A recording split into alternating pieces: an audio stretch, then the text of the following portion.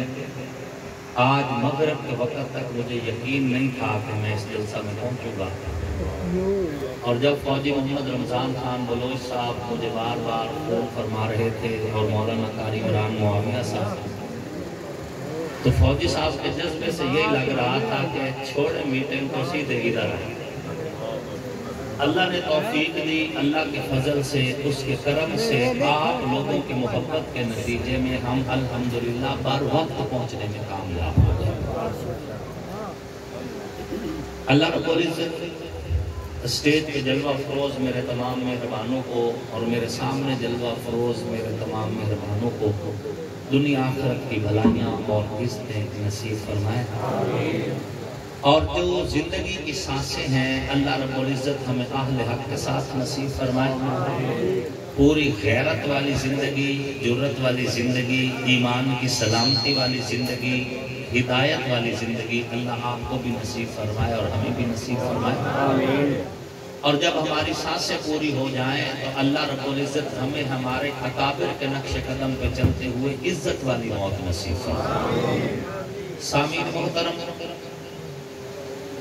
عقیدہ ختم نبوت ایمانیات میں سے ہے،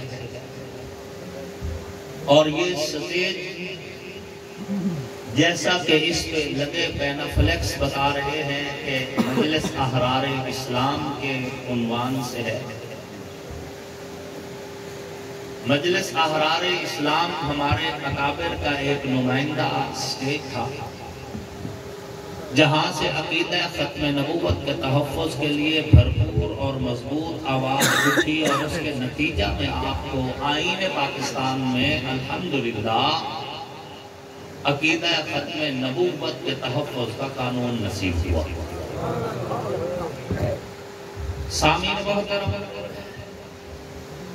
حضور سرور کونین سیدی و مرشدی حضرت محمد مصطفیٰ علیہ الصلوۃ والتسلیم جب اس کائنات میں تشریف لے کر آئے،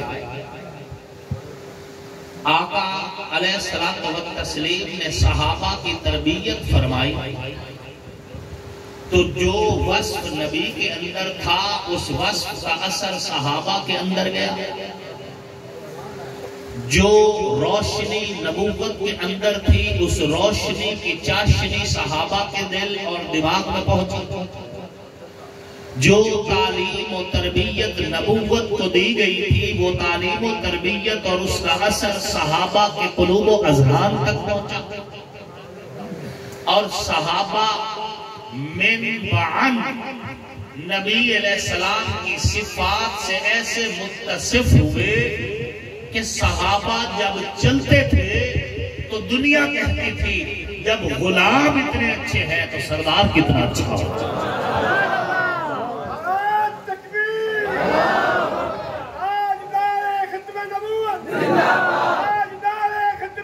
سید نور الحسن شاہ بخاری رحمۃ اللہ علیہ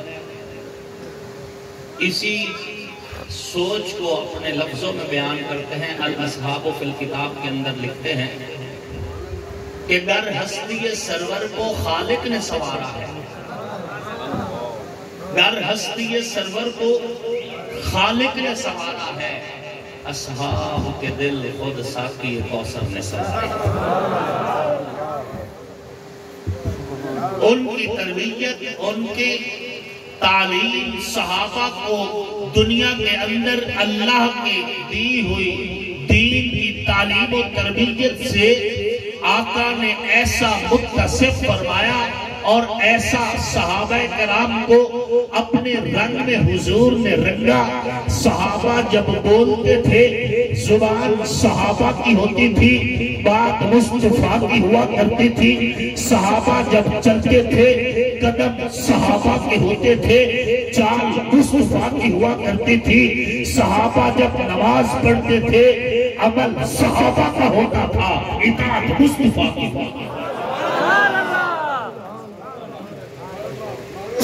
اس اللہ تک پہنچنے کا ایک ہی واسطہ، ایک ہی راستہ، ایک ہی ذریعہ، اور اس ذریعے کا نام ہے ذات مصطفیٰ۔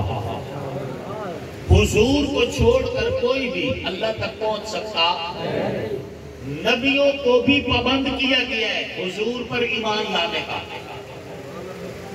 رسولوں کو بھی پابند کیا گیا لَتُؤْمِنُنَّ بِهِ وَلَتَنْصُرُنَّ.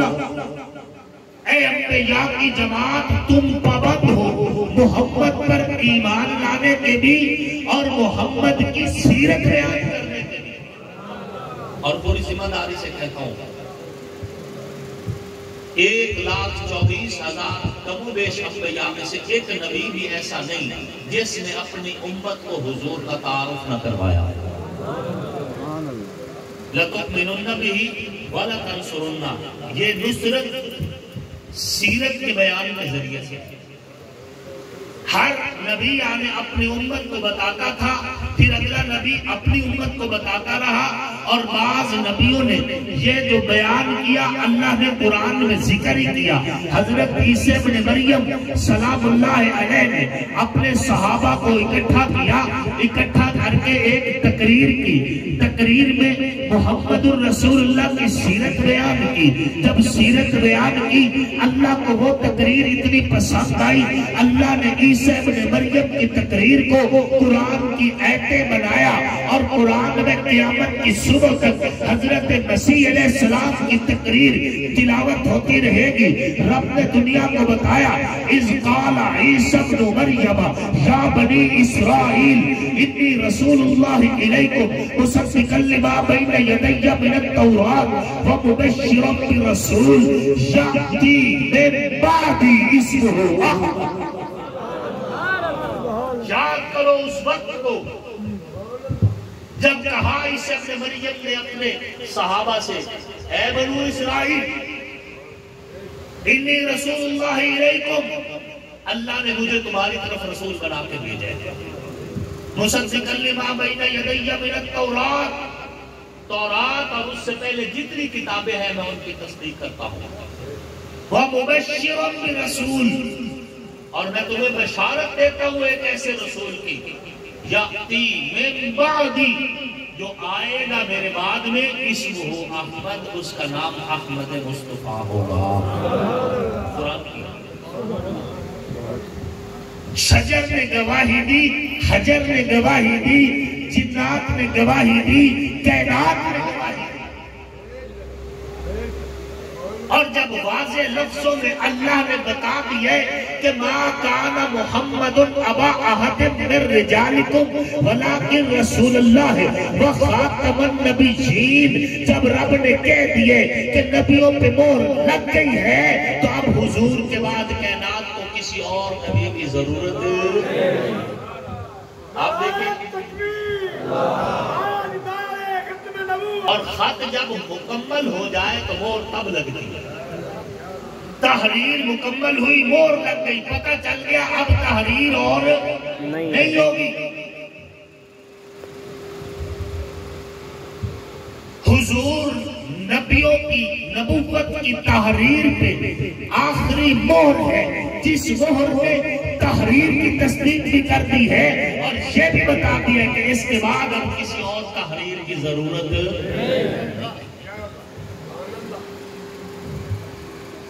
حضور صلی اللہ علیہ وسلم کے آ جانے کے بعد اب کسی ذلی، بروزی، کروزی، مرزے کانے جیسے موزی کی ہمیں کوئی ضرورت نہیں. کوئی ہواؤں میں اڑ کے آئے، فرشتوں کو ساتھ لے کے آئے، پانی پہ چل کے دکھائے، الٹا لٹکے کعبہ کے خلاف میں چھپے، اپنے آپ کو زمزم سے نہا کر آئے، ہاتھوں سے پانی جاری کر دے، کچھ بھی کر دے، ہم اسے نبی تسلیم نہیں کریں گے. بات سمجھ آ رہی ہے؟ ہم اسے نبی تسلیم نہیں کریں گے. آخری نبی حضور ہی تھے. اب بھی حضور کی نبوت کا راج ہے، اور نبوت کے بعد اللہ نے خلافت کا سلسلہ جاری کیا، واضح بتا دیا قرآن نے بھی اور حضور صلی اللہ علیہ وسلم نے بھی. فرمایا انا خاتم النبیین لا نبی بعدی، لوگوں میں خاتم النبیین ہوں اور میرے بعد کوئی نبی نہیں، کوئی بھی نبی نہیں آ سکتا ہی نہیں، نہ رب کو ضرورت ہے بھیجنے کے لیے. اللہ کی حجت کام ہو گئی، اللہ کا پیغام پہنچ گیا. اللہ نے جو پیغام دیا تھا کائنات میں موجود ہے. اور اب حضور کی آمد کے بعد اب کائنات کو کسی نبی کی ضرورت نہیں ہے. حضور نے پردہ فرما لیا. روضہ مبارک پہ آج تک جو رونق ہے ختم نبوت کی دلیل ہے. حضور نے پردہ فرما لیا. حضور کے یاروں کے بازار آج تک موجود ہے. ختم نبوت کی دلیل ہے. حضور نے پردہ فرما لیا. قرآن کی ایک ایک آیت لفظ زیر اور زبر آج تک موجود ہے. ختم نبوت کی دلیل ہے. حضور نے پردہ فرما لیا. مسجد وجود میں ہے آج تک موجود ہے. ختم نبوت کی دلیل ہے. تو دنیا کے ادیان کا مطالعہ کرو. کلیسا بنتا ہے, لوگ مناتے ہیں, 5 سال کا ایگریمنٹ ہوتا ہے, 5 سال کے بعد ایگریمنٹ ختم ہو جاتا ہے. کلیسا نہیں رہتا. نیا ٹھیکیدار اس میں شراب خانہ بھی بنا سکتے ہیں. 5 سال کے بعد محلہ ختم ہو جاتا ہے. گرجا گھر بنتا ہے. جب گرجا گھر کو کوئی چھوڑ کے جاتا ہے لوگ وہاں پہ اپنی رہائش بنا لیتے ہیں. مندر بنتا ہے. جب مندر کو کوئی توڑ دے لوگ اپنی دکانیں بنا لیا کرتے ہیں. لیکن یہ دین محمدی ہے. جہاں پہ مسجد بن گئی قیامت کی صبح تک وہ جگہ مسجد کی ہے. اب اس جگہ کو کوئی بڑے سے بڑا عالم تبدیل نہیں کر سکتا. مسجد رہے گی.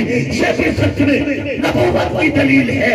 منبر سے اذان بلند ہوتی رہے گی. ختم نبوت کی دلیل ہے. واعظ و نصیحت کا سلسلہ چلتا رہے گا. ختم نبوت کی دلیل ہے. خطیب کتابت کے جوہر دکھاتے رہیں گے. ختم نبوت کی دلیل ہے.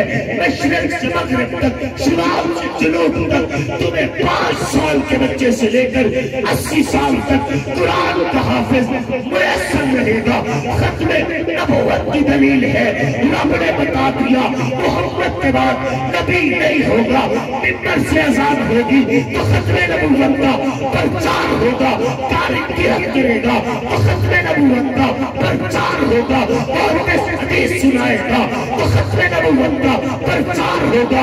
خطیب کتابت کرے گا تو ختم نبوت کا پرچار ہوگا. مجاہد کے ہاتھ میں جائے گا تو ختم نبوت کا پرچار ہوگا.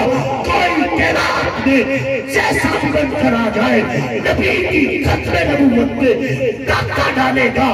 ملحد ہو سکتا ہے, مرتد ہو سکتا ہے, کافر ہو سکتا ہے, صدیق ہو سکتا ہے, بے ایمان ہو سکتا ہے, لعین ہو سکتا ہے, لعنتی ہو سکتا ہے, کمینہ ہو سکتا ہے, غلیظ ترین انسان ہو سکتا ہے, لیکن نبی نہیں ہو سکتا. نبوت کا دروازہ آمنہ کے لال پہ بند ہو گیا ہے. نبوت کا دروازہ سید المرسلین پہ بند ہو گیا ہے. اب حضور کے بعد نہ کوئی نبی آ سکتا ہے نہ کوئی معصوم آ سکتا ہے.